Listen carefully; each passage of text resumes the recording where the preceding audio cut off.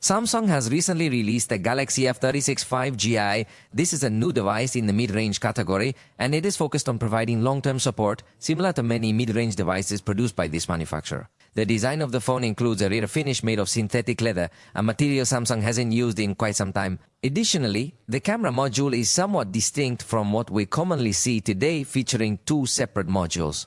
It has a thickness of 7.7 millimeters, weighs 197 grams, and will be available in coral, purple, and black colors. The screen is a Super AMOLED 6.7 inches with Full HD resolution and 120 Hz in its refresh rate, and even protected with Gorilla Glass Victus Plus. So it is a screen that I think will stand out, especially in resistance in the rest of parameters, is what one would expect from a good mid-range device. There are three rear cameras. The primary one is a 50 megapixel camera featuring optical stabilization. Next, there's an 8 megapixel ultra-wide-angle camera. Lastly, there's a 2 megapixel macro camera, which is more about decoration and marketing rather than being truly functional. The front camera features a resolution of 13 megapixels. Regarding the battery, it offers a substantial capacity of 5000 mAh and supports a charging power of 25 watts. However, it's crucial to note that the charger is not provided in the box, which is the case with most Samsung devices nowadays. We find an Exynos 1380 processor in performance.